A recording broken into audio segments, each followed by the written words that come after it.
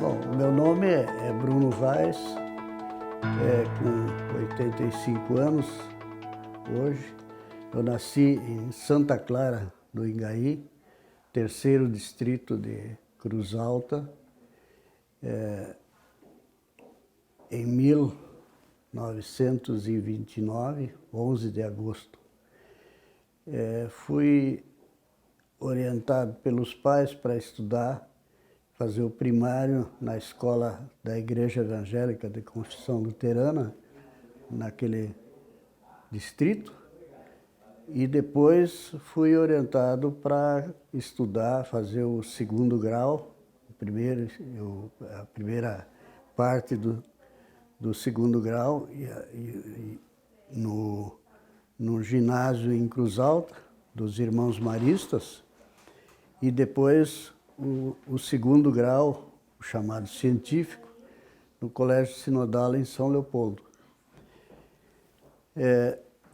Depois de terminado esse curso, eu fiz o vestibular para medicina na na Universidade Federal do Rio Grande do Sul. No tempo era ainda Faculdade de Medicina de Porto Alegre, não era ainda incorporado na Universidade Federal. E isso começou em 1950, em 1956 terminei a faculdade, e aí optei entre ou fazer residência no Hospital de Clínicas de São Paulo ou começar a trabalhar. E por razões econômicas eu procurei iniciar a atividade na cidade de Antônio Prado, onde eu fiquei trabalhando durante 3 anos, e já em 1960, eu e a minha esposa, a Mireia, que é médica também, nós transferimos para Ijuí, onde já morava um irmão e muitos conhecidos, e achava uma cidade muito boa, uma região muito boa, para praticar a medicina chamada assistencial, que era então o que eu mais gostei até sempre de trabalhar na medicina assistencial, e principalmente a medicina de consultório, né? Clínica geral, né? Durante o período de exercício da profissão, como me interessava muito por cardiologia, eu fui fazendo cursos de cardiologia de 1 mês por ano no Instituto do Coração de São Paulo e no Dante Pazanese, no Instituto Dante Pazanese de Cardiologia, que tinha cursos assim de 10 dias, 15 dias, curso de eletrocardiografia. Um dos primeiros cursos de eletrocardiografia formais que havia assim para médicos era no Instituto Dante Pazanese, e eu fiz vários anos esse curso.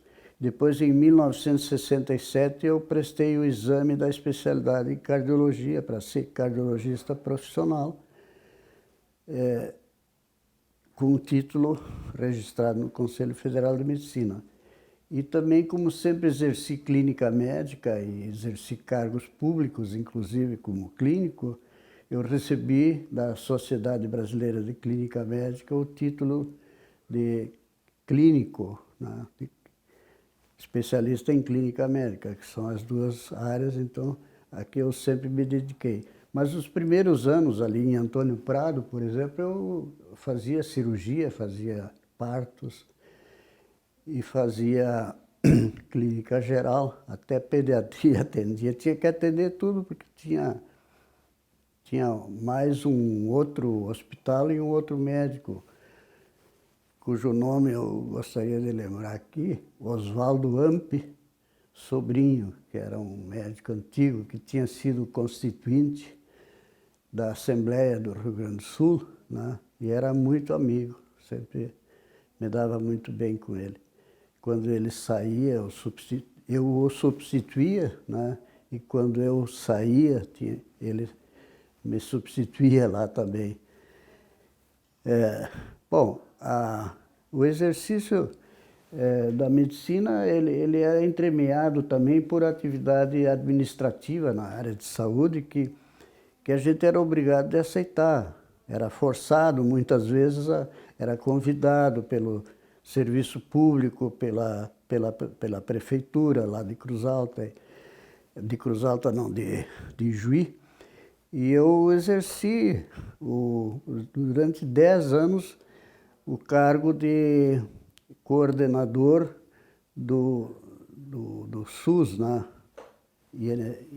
INSS antes, né? Antes era tudo incorporado. Fui 10 anos o coordenador e também fui o fundador, acho que em torno de 1971, foi fundada a Unimed de Juí, que foi a segunda. A primeira foi de Erechim, né?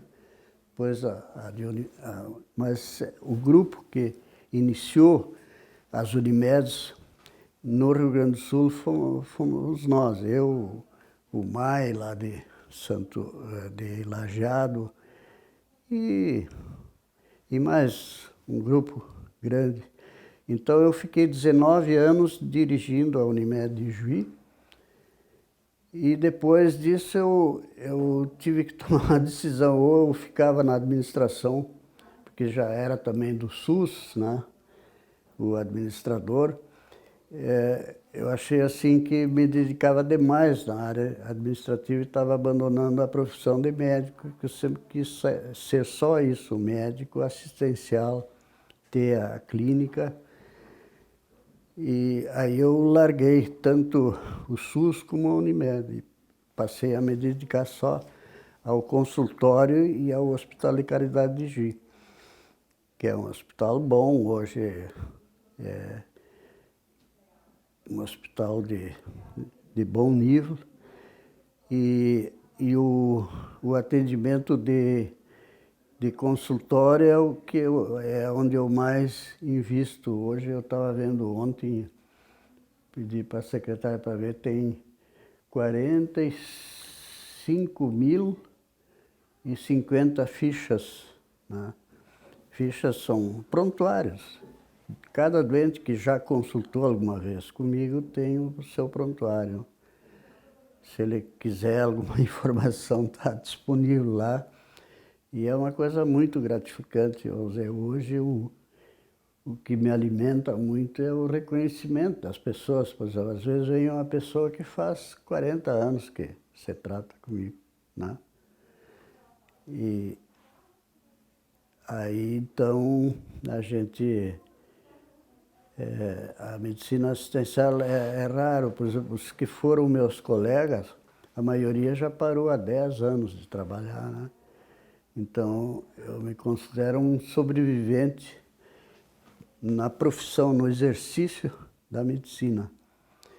E a parte, por exemplo, que eu mais aprecio dentro da medicina é a relação médico-paciente, que é o que sobrevive e que cada vez mais eu sinto que as pessoas valorizam, porque hoje a medicina está muito vinculada com tecnologia e a pessoa não está muitas vezes à procura de tecnologia, ela está à procura de uma relação. É uma pessoa que olha para o sofredor, né, que está com uma dor ou que tem uma doença qualquer, ou acha que tem, né? E assim tem, por exemplo, um episódio recente que é bem ilustrativo. Uma pessoa chegou no consultório, uma senhora, professora, universitária, e que queria falar comigo, uma pessoa que eu já vinha atendendo, né? Queria falar comigo que eu tinha que atender. Tá? Daí eu fiz entrar numa sala, sentei, ela começou a chorar e a reclamação dela era que ela tinha ido num outro especialista, num outro médico, e que ele sequer olhou para ela, e só olhou para o computador, né? E depois deu a conclusão dele e que tinha um procedimento a realizar. Eu não vou falar nem na especialidade pelo sigilo, né? E que ele tinha condições de resolver o problema dela, mas que nunca olhou para ela. E que ela achava que isso estava errado, porque ela não sentia confiança em função disso e queria saber, como eu era o clínico dela, o que eu achava. Digo, não, procura outro, né? Tem que ouvir uma opinião de outro nessa área, né? Daí ela foi para uma cidade, foi para Santa Maria, onde mora a família, e procurou um médico que era conhecido da família, né? Daí no outro dia ela voltou no consultório de novo para me agradecer que aquele sim era o médico que ela era acostumada, né? Então o que eu acho que vai cada vez desenvolver mais, e a necessidade do desenvolvimento cada vez maior, é o da relação humana entre médico e paciente, que está sendo negligenciada, né? Infelizmente por causa da mecanização, o mau pagamento dos profissionais, muitas vezes, né? E também porque algumas pessoas querem tecnologia, né? São vidrados em tecnologia, como se diz, né? E gostam, mas a grande maioria quer um diálogo bom com o médico e que possa confiar, né? E eu acho que o sindicato, a Associação Médica, o Conselho Regional de Medicina, eles sabem tudo disso, que isso é assim, né? Mas é bom investir nisso aí, né? Que o médico, ele precisa desenvolver essa parte humana, essa parte da relação médico-paciente que está muito abandonada. Quando eu, nas férias, voltava para casa, enquanto eu fazia o ginásio, o colégio, tinha um certo compromisso com os meus pais, que eram agricultores. Eu achava que eu devia ser agrônomo para honrar a origem. Mas aí eu fui, mas eu tinha assim uma preocupação, eu queria uma profissão que tivesse muita relação com as pessoas. Eu achava que através do alimento produzido na agricultura, isso se podia concretizar. Mas depois eu li um livro chamado Caçadores de Micróbios, Paul de Kruif é o nome. Esse livro ainda existe, mas eu não acho mais. Eu já estou procurando, eu tenho ele perdido lá em casa mesmo. Mas deve ter, não sei se foi reeditado. Depois de ler esse livro, daí eu achei que um médico, um pesquisador, ele podia ter um contato mais direto com a pessoa humana do que através da agronomia, que era muito indireto, muito à distância, né? Eu produzo o produto, depois tem o intermediário que vai vender até chegar no consumidor, no beneficiário daquilo que é produzido. Demorava muito. E o médico, ele tinha um contato direto, assim, de palavra e de atos, de gestos, né? O médico, uma das coisas que existe, voltando atrás aí, quando eu falei do diálogo médico-paciente, existe muito. Por exemplo, eu fui, desses 10 anos que eu fui administrador do SUS, a maior queixa era assim, aquele doutor não me botou nem a mão, né? O colocar a mão é importante para o médico, né? Isso é um gesto até místico, né? Existe um misticismo entre o colocar das mãos de qualquer pessoa. Por exemplo, se você coloca a mão nela, abraça ela, é um gesto de carinho, de humanidade.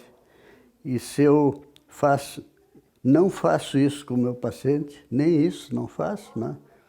Mas se eu fizer, fica mais reforçada a minha consulta. E o fato de eu colocar a mão, de palpar o ventre, de escutar as costas, de bater, Isso é um gesto importante, que a maioria dos médicos não faz mais isso aí. Eles vão direto para o raio-x do tórax, da tomografia. Eu gosto de contato direto com a pessoa pela palavra e pelo colocar as mãos, né? Na universidade, eu tive alguns professores, assim, que foram, além de amigos, foram pessoas e eu achava como que mereciam ser imitados. Um deles é o Dr. Oli Lobato, que eu considero que foi meu mestre, né, na clínica médica, que era uma pessoa que todos os dias ele ia com os médicos, os estudantes, à beira do leito e ficava conversando com o paciente, né? Depois, outro que na época, no meu tempo ainda era estudante, mas era mais avançado, que eu achava um protótipo do bom médico, Dr. César Costa, que agora já é aposentado também.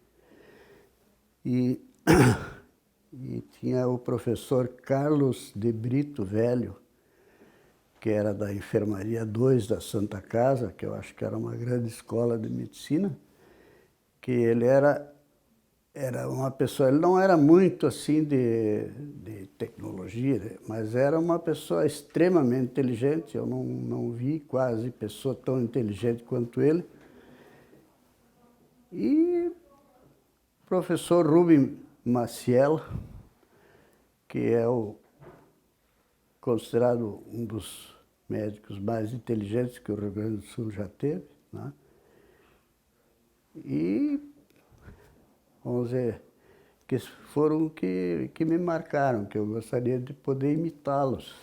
Nunca consegui, mas eles são protótipos de bons médicos, de grande capacidade de persuasão dos pacientes no sentido da cura, né? Que não depende só de tecnologia. Os colegas, eu sempre tive muita facilidade de me dar bem com todo mundo, né? Tinha a Mireia Simões Pires, Chaves Simões Pires, que era da minha turma e que a gente foi se descobrir só quase perto da formatura, que eu casei com ela, né? E ela casou comigo, né? Então ela é a pessoa mais importante.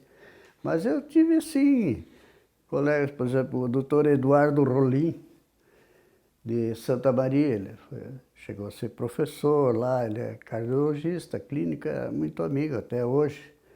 Existe um grupo assim que a gente se reúne até hoje, todos os anos. Esse ano, entre o dia 4 e 6 de dezembro, nós temos uma reunião em Torres, que o doutor Augusto Nacul, que mora aqui em Porto Alegre, né? Que já não trabalha na medicina mais, né? Mas ele me ligou, já está marcado, a turma vai decrescendo, né? Mas tem ainda assim uns 12 a 20 que se reúnem todos os anos, né? E é uma coisa muito boa, né? Porque faz tanto tempo, né? A gente se formou, nós começamos a trabalhar em 1960, né? Até agora, né? É um período longo. Mas assim, vamos dizer, eu lamento muito aqueles que morreram cedo, né? Teve acho que uns 10 que não duraram muito, né? Uma pena. Mas eu acho assim, nós éramos 116. Nessa época só tinha a Faculdade de Medicina de Santa Maria, né, no Rio Grande do Sul. E a URGS, era a Faculdade de Medicina de Porto Alegre, depois ele foi incorporado na Universidade Federal do Rio Grande do Sul.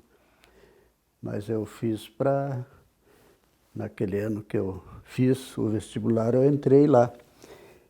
Havia 60 vagas e eu fiquei nos 40, naqueles 40 para completar 100. E nós fizemos um movimento para aumentar as vagas para 100 vagas. E conseguimos aí, senão eu não teria entrado naquele ano. Mas a Faculdade de Medicina marca muito a Federal. Nós tinha muitos professores, esses que eu citei e outros. A gente,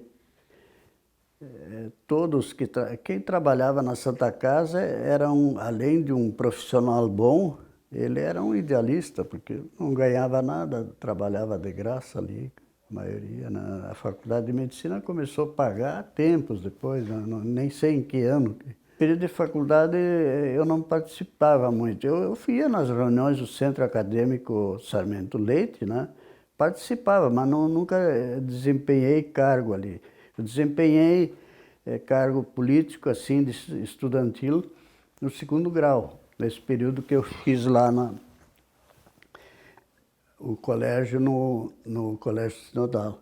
Ali eu fui presidente do Centro Cívico e Literário Tobias Barreto. Era a Associação dos Estudantes, né? E fiquei durante 2 anos. E ali eu desenvolvi, junto com os demais, um programa nós criamos um grupo de teatro, né? E passamos a fazer viagens de apresentação de teatro nas comunidades evangélicas dos diversos municípios do Rio Grande do Sul e de Santa Catarina. Foi muito bom, foi um aprendizado muito grande. Inclusive, se eu não consigo falar aqui um pouco, talvez, com alguma fluência, é por causa daquele que eu aprendi, que eu acho uma coisa que eu recomendo sempre para os meus netos. Faça parte do Centro Cívico e Literário do colégio e procura falar bastante, participar. A política começa ali, né? Porque senão a pessoa fica inibida, tem vergonha de falar, começa a suar, né? O Hospital de São José é um hospital era de um médico, Dr. Mário Boquese, era o dono do hospital, mas era vinculado com a comunidade religiosa católica de lá. E tinha o outro hospital do doutor, chamado Hospital Oswaldo Ampes Sobrinho, que tinha uma distância de menos de meia quadra, né? Aí eu comecei a fazer, primeira coisa, visitei o colega quando fui para lá e tinha boas relações com ele, atendia os doentes dele quando ele saía, assim como eu já falei. Antes de ainda ir para Ijuí, eu visitei os médicos, tinha 7 médicos antes de eu ir para Ijuí, eu e a Mireia, né?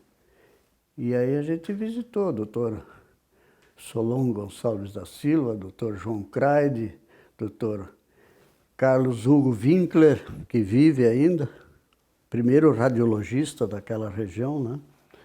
Que esse foi uma pena não terem entrevistado, agora não tem mais condições, inclusive, né? E ali, quando a gente começou a trabalhar, todos os médicos que lá trabalhavam, eles faziam tudo. Cirurgia geral, clínica médica, obstetrícia, né? Daí quando a Mireia e eu fomos para lá, a gente começou a fazer especialidade. Eu fiz também cirurgia durante alguns anos lá, e depois comecei a me concentrar só em clínica médica e cardiologia. E aí já fiz o exame da especialidade, consegui o título e era o único que fazia cardiologia e eletrocardiografia naquela região.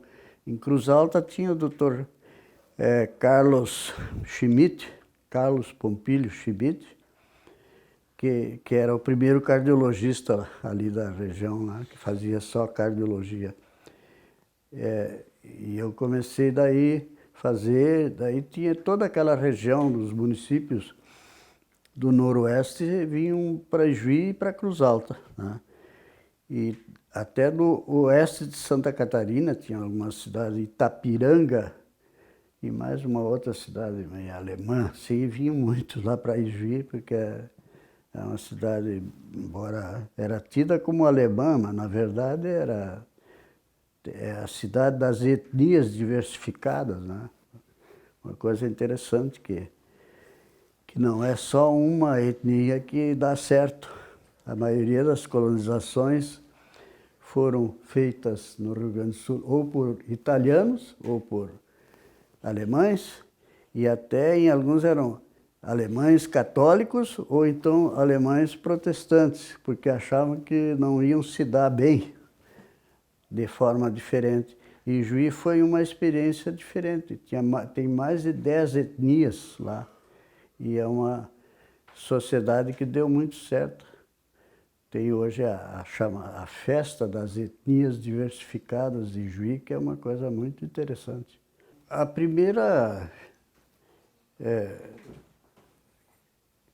conduta que deveria ser adotada é de revisar a legislação sobre o que consta no, eu acho que é o artigo 196 da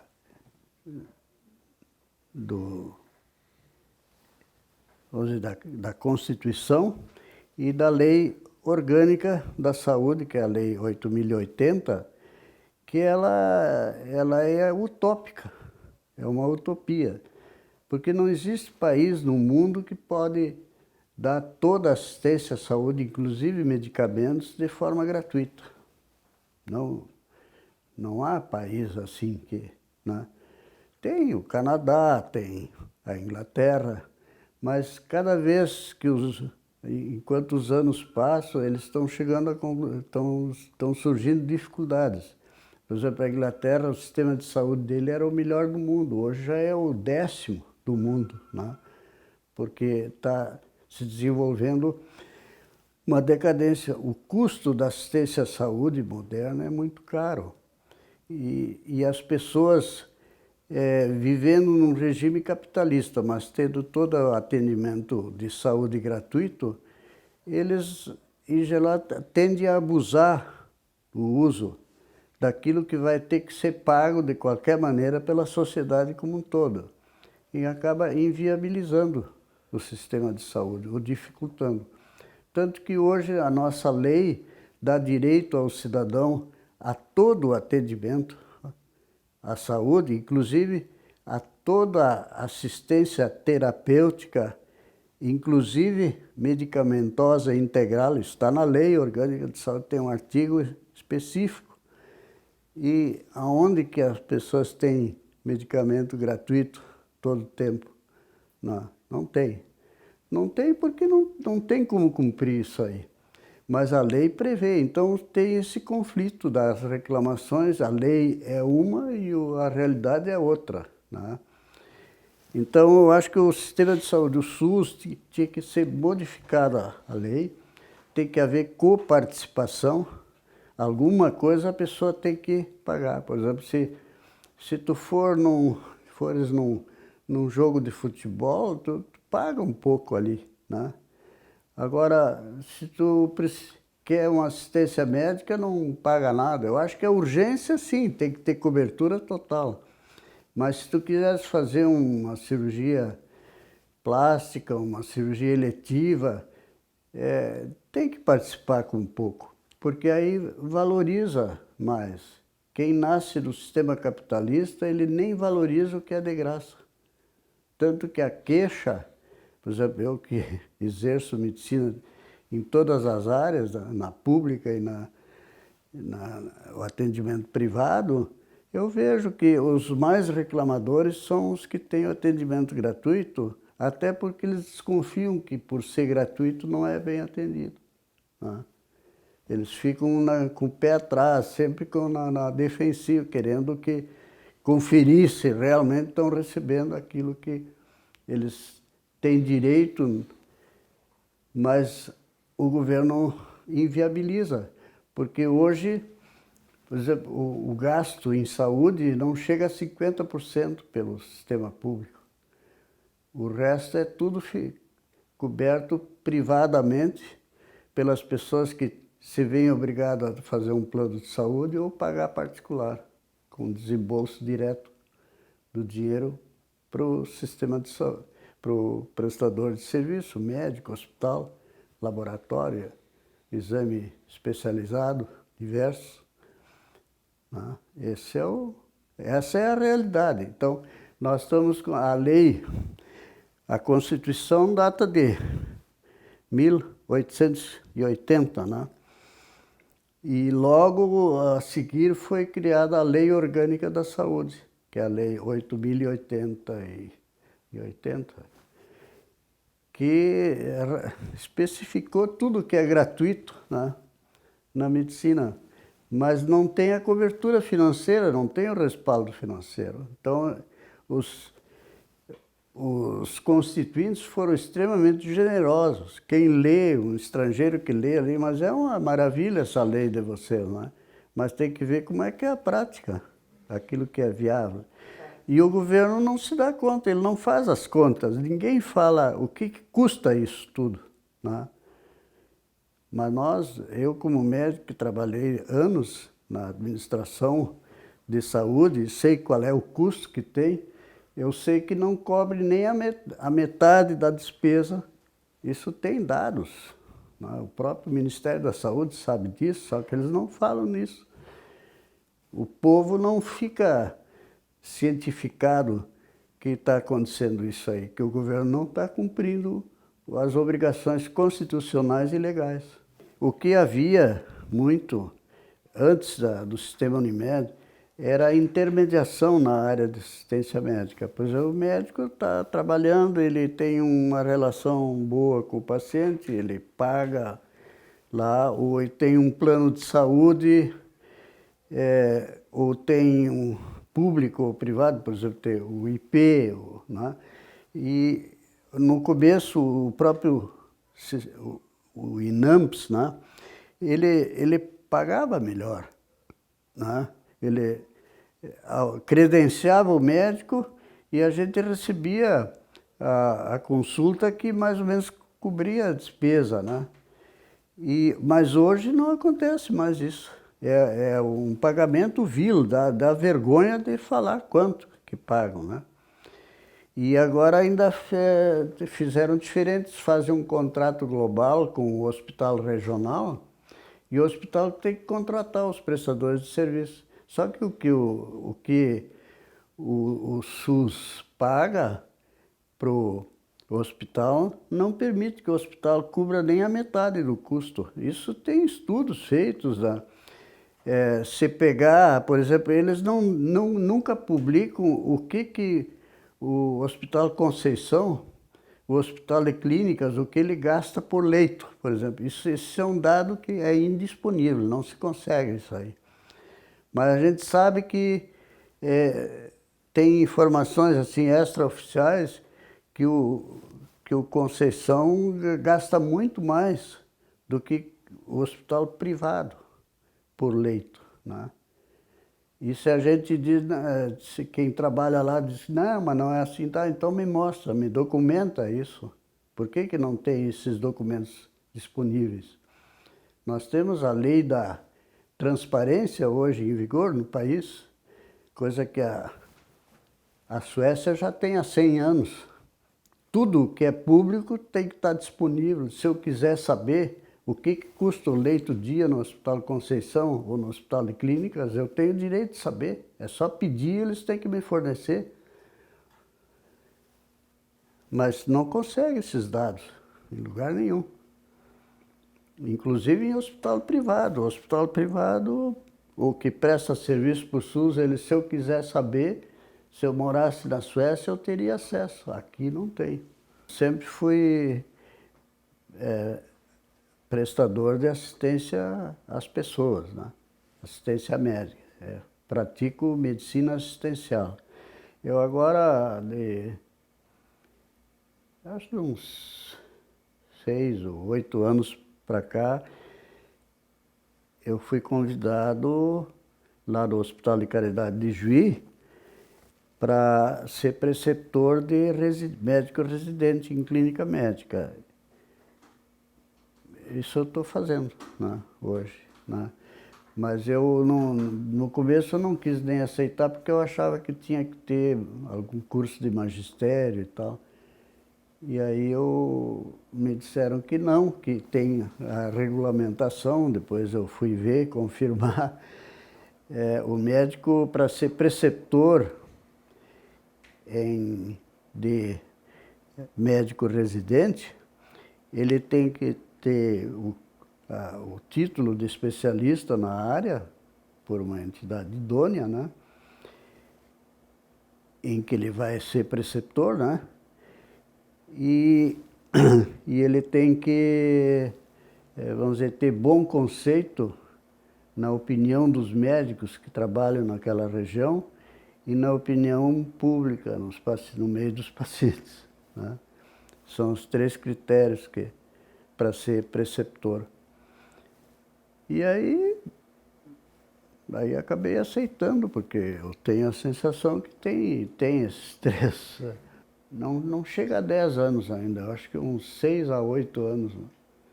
Que tem residência em clínica médica, né? E em cirurgia geral.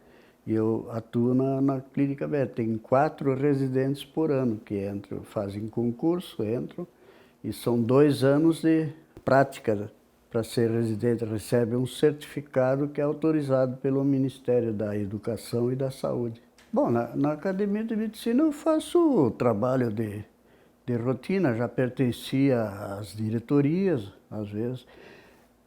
Eu devo ter entrado, eu acho que em 1971 foi fundada, desde a fundação, né? Aí eu não entrei a pedido lá. Eu fui convidado, e na época que fui convidado eu me sentia assim constrangido, porque eu achava que para ser membro da Academia de Medicina teria que ter atividade acadêmica, né? Teria que fazer pesquisa, ser professor, coisa assim, ter publicações em revistas médicas. Aí eu fui a pessoa que me comunicou que eu teria sido votado pelo primeiro núcleo de médicos fundadores da academia e que eu teria sido aceito para ser membro. Daí ele disse, olha, o critério que foi adotado é que você não é acadêmico, mas é uma pessoa que tem esses 3 critérios que eu falei antes, né? E em função disso, e por ser do interior e ser conhecido, nós fosse votado. Daí fiquei mais um tempo e acabei aceitando. Mas lá eu faço assim, eu não faço...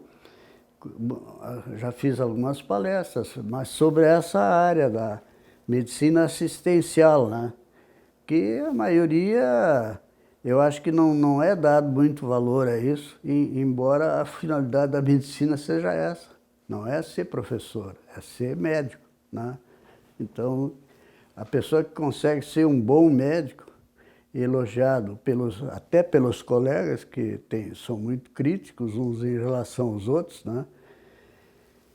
E não ter críticas contundentes da parte das pessoas atendidas, né?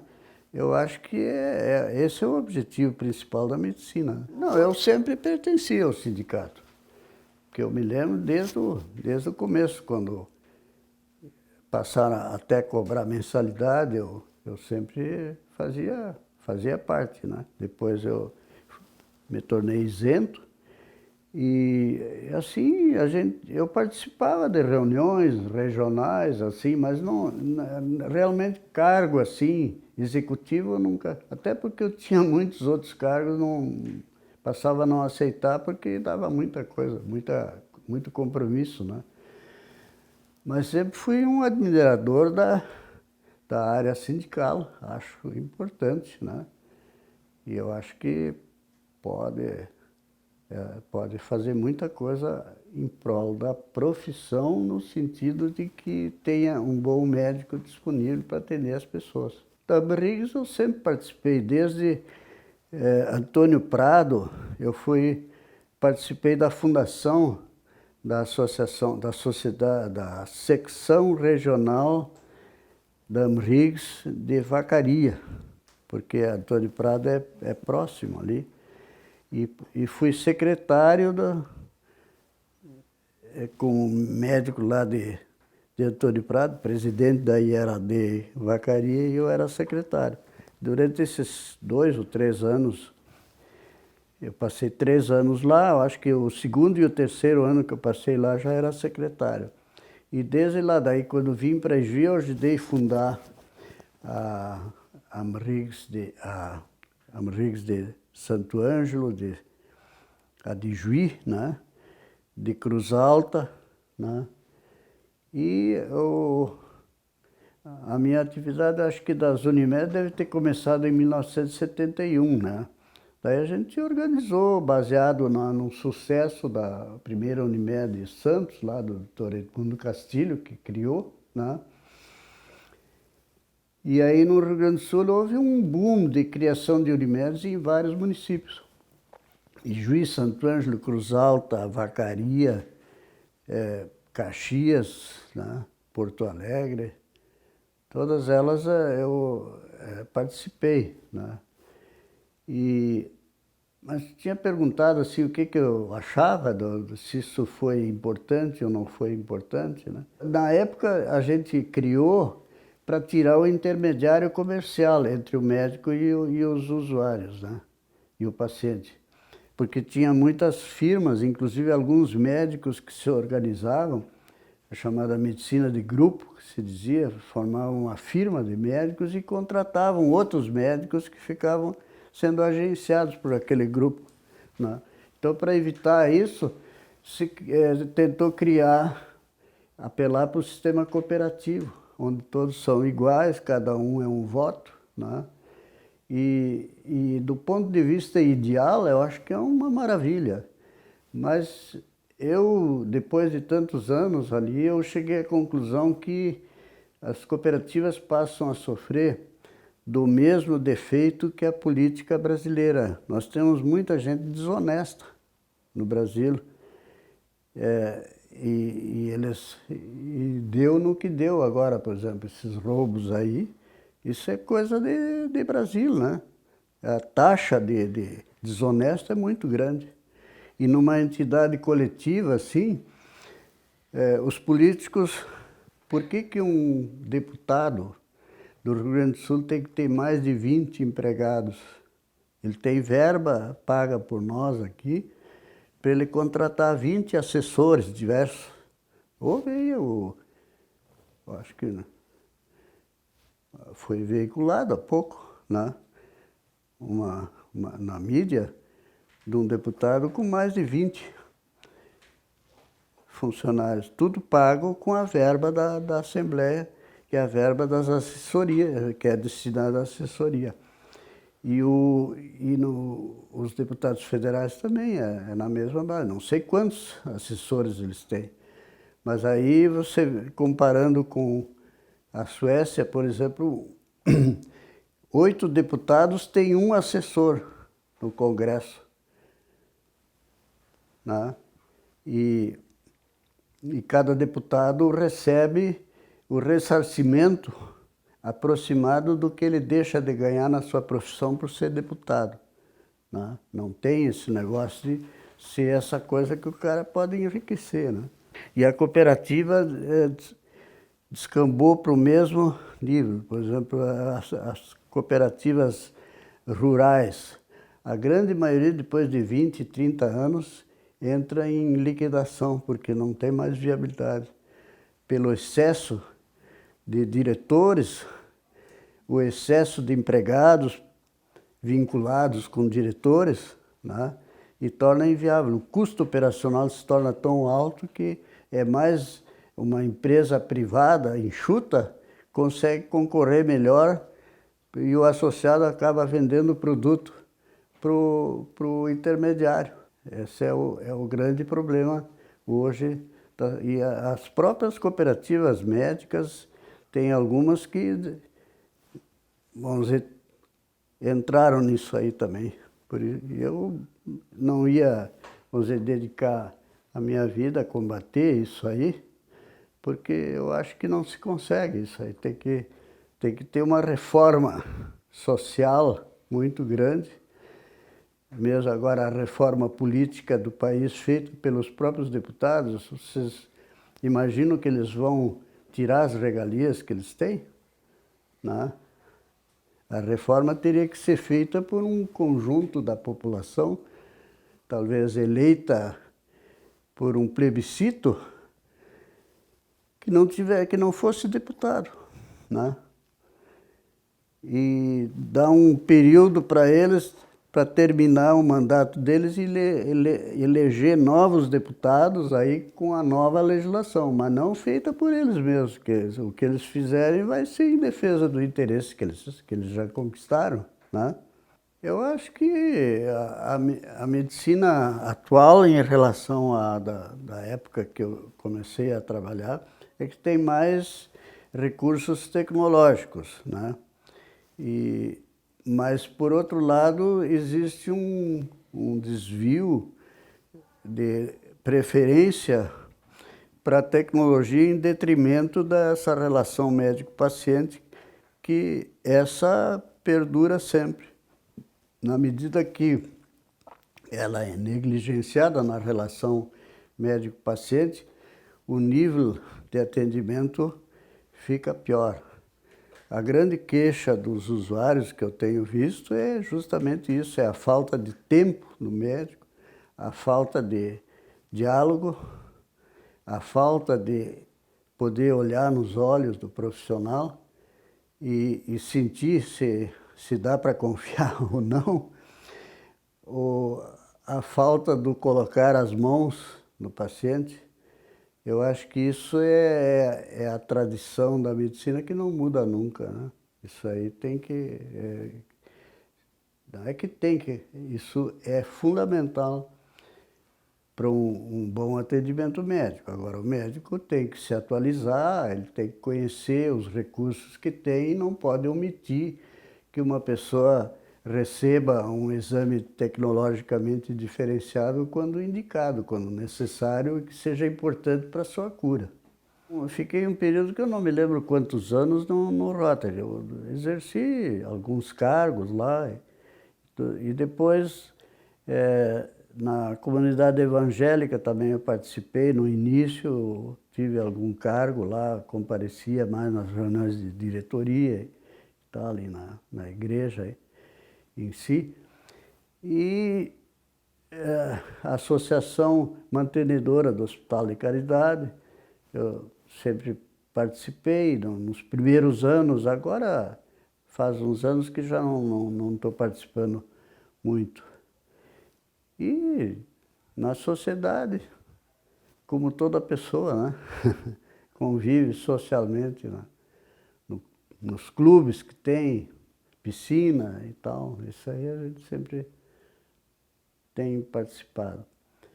Mas eu nunca tive, assim, cargo, também nunca aceitei porque eu sabia que não dava para cumprir, né? Aceitar cargo para decorativo não era o meu negócio, né?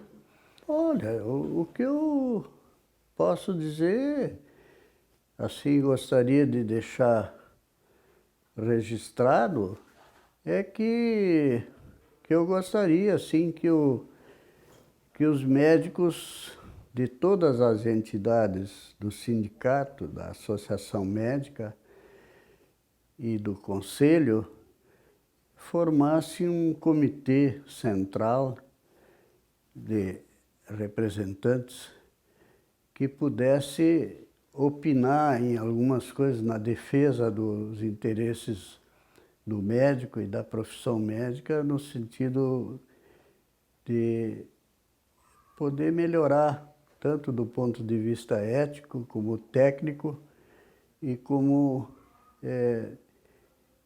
para acabar com o aviltamento do pagamento dos médicos por algumas áreas da sociedade, que acho que o trabalho médico pode ser pago com valores vis, né? Eu acho que é isso, mas o principal mesmo é tentar com isso melhorar a relação médico-paciente, no sentido que eu já falei, de revalorizar o diálogo médico-paciente e que o médico coloque as mãos no paciente, quando precisar, no sentido de esclarecer o diagnóstico.